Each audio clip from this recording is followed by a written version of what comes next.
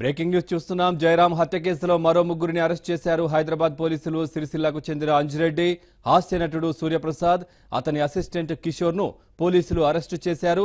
జయరాం హత్య గురించి ముందే తెలిసినా పోలీసులకు సమాచారం ఇవ్వలేదని వీరిపై అభియోగాలు నమోదు చేశారు. ఇవాళ నిందితుల్ని మీడియా ముందు ప్రవేశపెట్టనున్నారు పోలీసులు.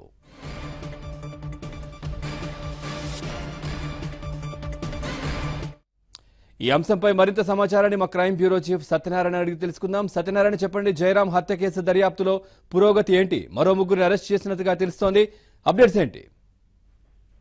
పవన్, జయరాం హత్య కేసుకు సంబంధించి హైదరాబాద్ పోలీసులు మరో ముగ్గురిని అరెస్ట్ చేయడం జరిగింది. వీరిని మరికొద్ది సేపట్లో మీడియా ముందు ప్రవేశపెట్టే అవకాశాలు కూడా కనిపిస్తున్నాయి. ముఖ్యంగా జయరాం ని హత్య చేసిన తర్వాత ఆ హత్య జరిగిందన్న విషయం కొంతమందికి తెలుసన్న విషయాన్ని గతంలో డీసీపీ వెస్ట్ జోన్ ప్రకటించడం జరిగింది. అయితే అలా తెలిసిన వాళ్ళు ఎవరు, వాళ్ళు ఏ సందర్భంలో జయరాం హత్య జరిగిందన్న విషయం వారికి తెలుసు.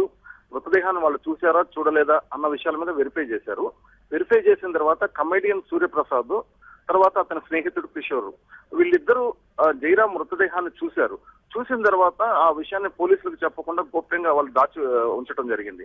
అదేవిధంగా సిరిసిల్ల ప్రాంతానికి చెందిన అంజిరెడ్డి అన్న వ్యక్తి కూడా ఒక డబ్బు లావాదేవీ విషయంలో అతని దగ్గరికి రావటం జరిగింది, రాకేష్ రెడ్డి దగ్గరికి.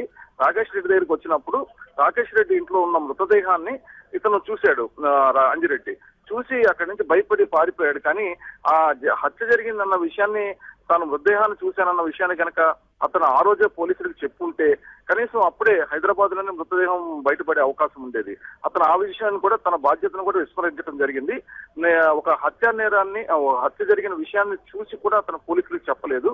ఈ కారణాల నేపథ్యంలో ఇప్పుడు అంజిరెడ్డిని, అదే విధంగా కమెడియన్ సూర్యప్రసాద్ ని, తర్వాత అతని స్నేహితుడు కిషోర్ ని జూబ్లీ హిల్స్ పోలీసులు అరెస్ట్ చేయడం జరిగింది. వీరిని బంజారాహిల్స్ ఏసీపీ కార్యాలయంలో ఈ రోజు మధ్యాహ్నం మీడియా ముందు హాజరుపరిచే అవకాశాలు కనిపిస్తున్నాయి. Pawan, right, thank you Satyanarayana.